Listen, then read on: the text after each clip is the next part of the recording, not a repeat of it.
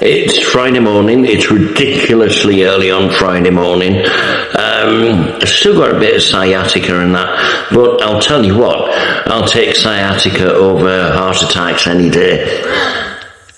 I'm just going to do a compilation of some of my lip syncs of stand-up people, which I hope you enjoy before they get deleted. I know. Anyway, much love. I think as men, we have become a bit shit, but my generation in particular, we sort of like forgot the stuff that we were good at, stuff that our dads were good at. I'll tell you a very sobering fact that I found out recently in terms of men's practicality and our ability to build and fix stuff. So I found out recently that car manufacturers routinely no longer put spare wheels in the boot of a car. What a slap in the face that is for my generation of men. Basically, they've looked at us and gone, nah. Not for you, boys, When you sit on the grass verge and wait for a real man to come and sort it out, bless.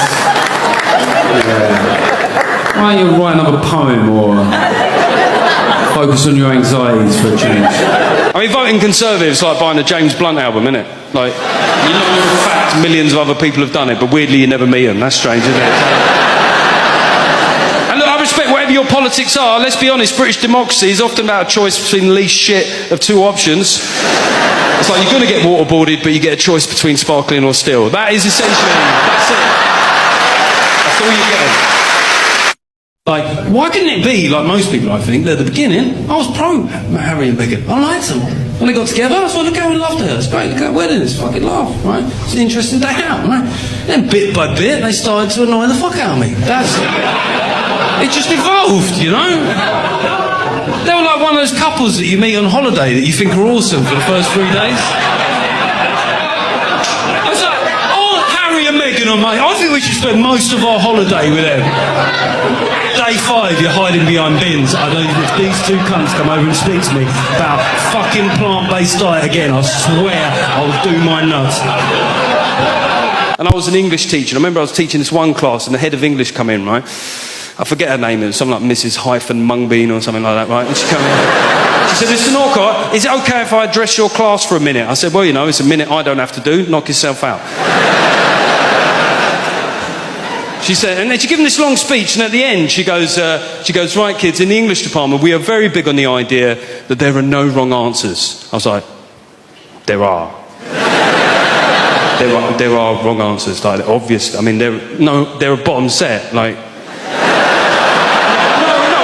Kids, but even the register is a bloody minefield, you know what I'm saying? And I could tell that she wanted to tell me that I was wrong, but...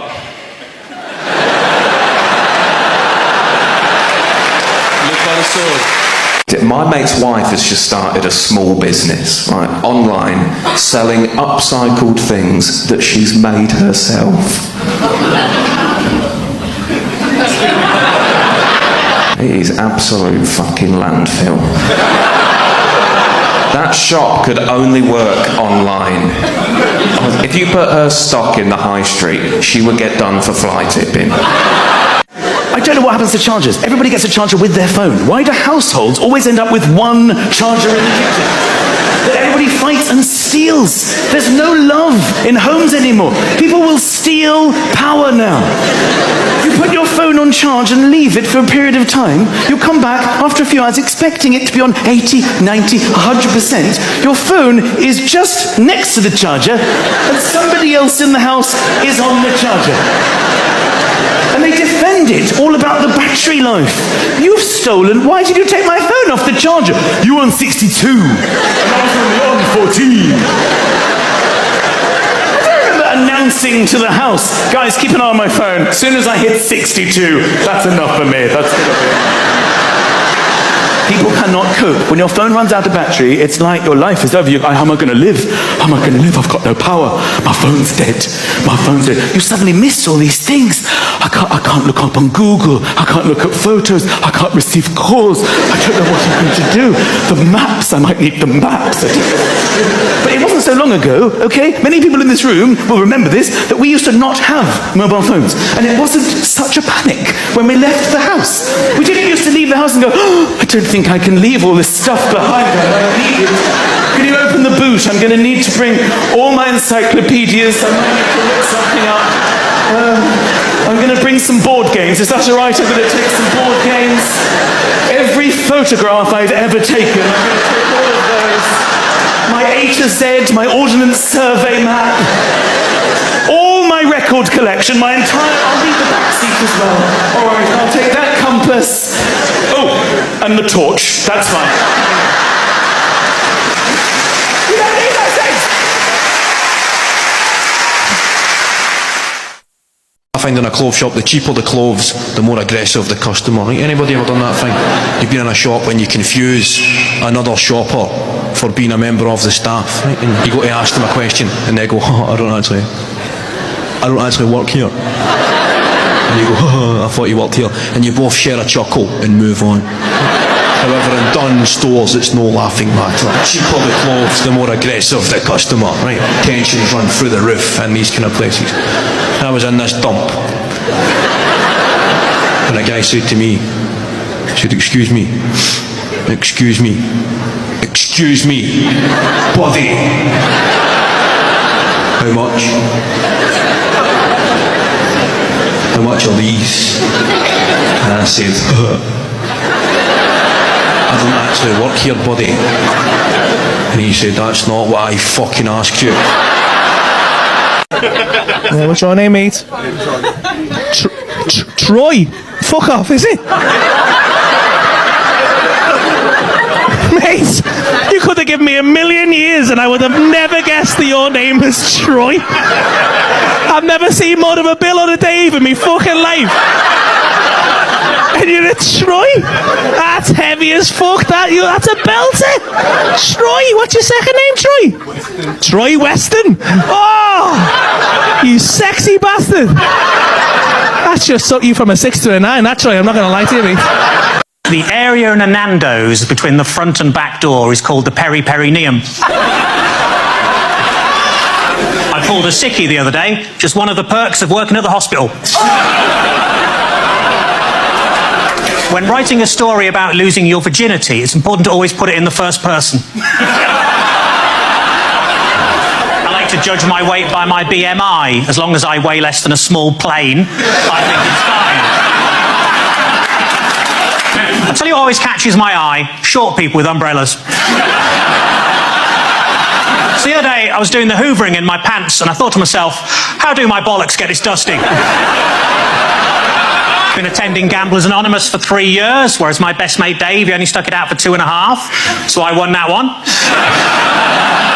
The other day, my girlfriend and I had great makeup sex. Well, I say that, she was out and I stuck her lipstick up my arse. After the show, I went to a Waffle House. I'm not proud of it. I was hungry. And I'm alone, I'm eating, and I'm reading a book, right? Waitress walks over to me. Hey, what you reading for? Sound like the weirdest fucking question you've ever heard? Not what am I reading, but what am I reading for? Well, God damn it, you stumped me.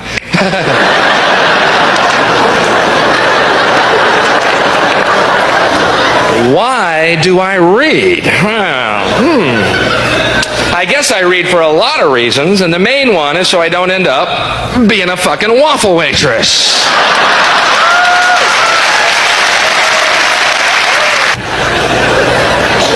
But then, this trucker in the next booth gets up, stands over me, and goes, well, looks like we got ourselves a reader.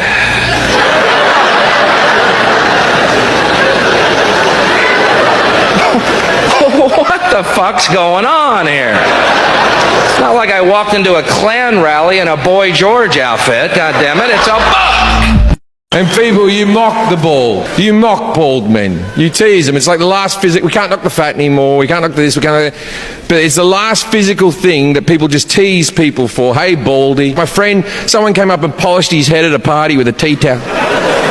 It really hurts. Losing your hair as a man is devastating. Devastating. So you can't joke about it anymore. And I know what you're thinking. I'm a comedian. I should have a thicker skin than this. But no, it's over. You cannot knock or tease male pattern baldness anymore. And these are your rules, not fucking mine. And I'll tell you why. Because one woman once had her baldness mentioned in jest. And you all lost your fucking shit, didn't you? You're booking your tickets online and it suddenly just goes, are you a robot? Extraordinary question. No one's ever suspected I'm anything other than a human.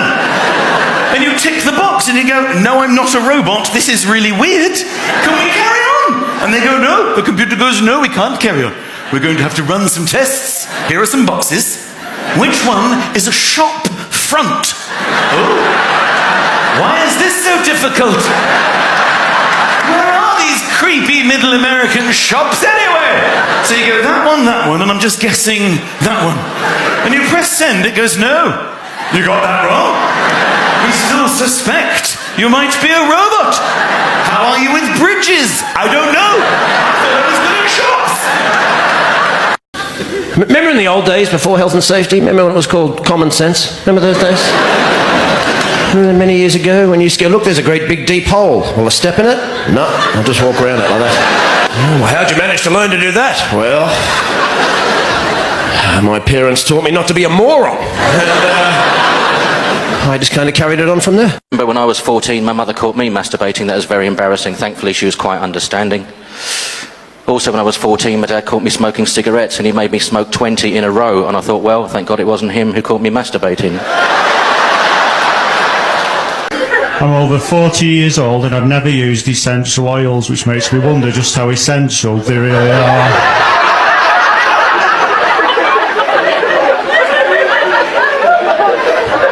Maybe they should be called optional oils.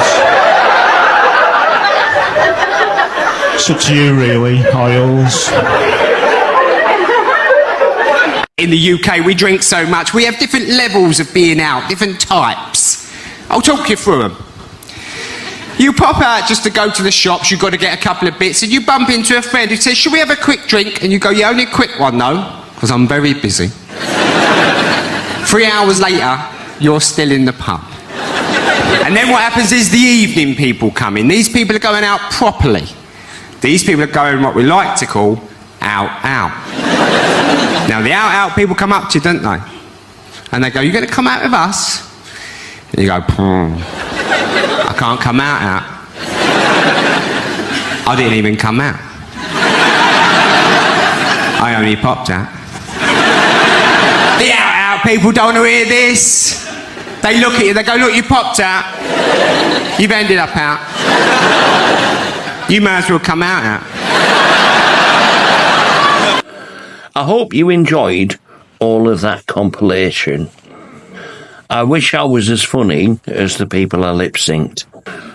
Somebody once said, when I was in a pub, they said it within earshot because that's the type of thing people do, talking to her boyfriend, who I think might be also her cousin, said, that Owen, I think, is just a show-off. And the most offensive word in that was the word just. I'm not just a show-off. I hope you enjoyed watching that as much as I've enjoyed making all of those things. And hopefully there's more to come. This is helping my mental and physical health. And I'm really happy about that. Way. Anyway, much love. See you soon. Bye-bye.